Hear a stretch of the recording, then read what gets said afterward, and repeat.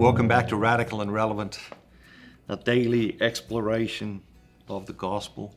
Today's readings from the Gospel of Matthew, chapter 5, verses 43 through 48.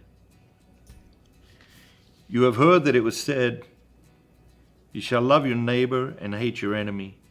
But I say to you, love your enemies and pray for those who persecute you, that you may be sons of your Father who is in heaven.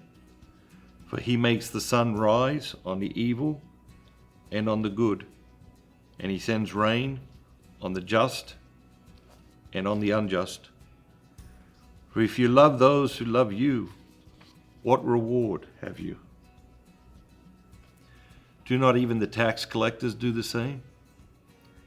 And if you salute only your brethren, what more are you doing than others? Do not even the Gentiles do the same? You, therefore, must be perfect, as your heavenly Father is perfect. What is it that jumps out at you today? The kids is always, this is a good one for the kids. They're always like, "Dad, does Jesus really expect us to love everyone?" And I think one of the lessons here is, what do words mean? It's easy to assume that words mean something, and it's easy to assume that words mean the same things to all people. And of course, that isn't the case. And so, when the kids say, "Dad, does Jesus really expect us to love everybody?" You ask the question, well, what does that look like? If you loved somebody that you think it would be hard to love, what does that look like? And then when the kids start talking, what do they talk about? They talk about like a friendship. They talk about an affection. And that isn't what Jesus is talking about. Then I say to the kids, well, let me ask you, can you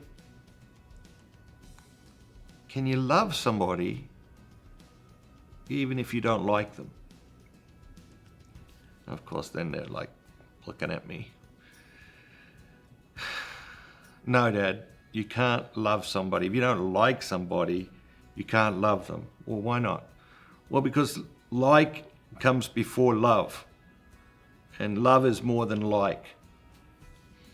And of course, again, what's happened is we're misinterpreting Jesus. Fathers of the church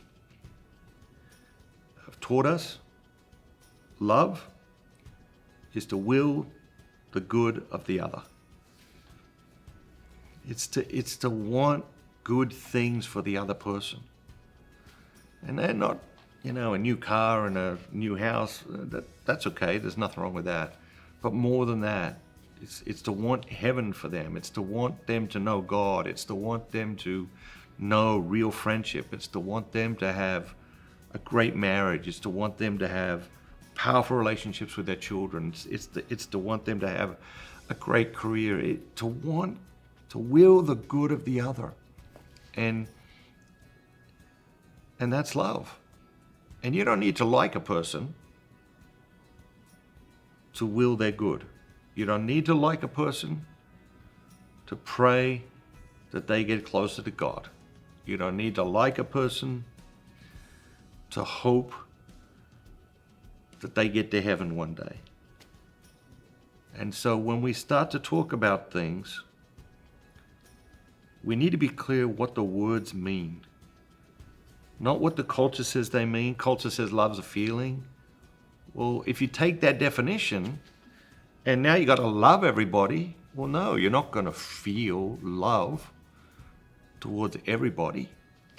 And so what the words mean really, really matters. And so sometimes we get into these things and we think, well, I could never do that. But what we think we could never do isn't actually what Jesus is asking us to do. inviting us to do, calling us to do. And today, He's calling us to love our enemies. Doesn't mean we have to have warm feelings towards them. It means we're called to will the good of our enemies. It's to want good for them. And that highest good is to want God for them. Have a great day. And remember, be bold, be Catholic. I was at dinner many years ago. Was about to speak in a parish, and there were a bunch of people at the dinner, and I heard out of sort of just peripheral, a priest say at the head of the table, "You can become a saint just by governing your speech." And it was just so convincing, it was so compelling. I have wanted to write this book for at least 20 years, and it's The Forgotten Way, the St. James Master Plan. The Forgotten Way, the St. James Master Plan. If you haven't got a copy, encourage you to pick a copy up. I think it might be the most challenging thing I've ever written. The promise of this book is very simple. You can transform your life by changing the way you speak. The Forgotten Way, the St. James Master Plan. Hope you pick up a copy today. God bless you, and remember, be bold, be Catholic.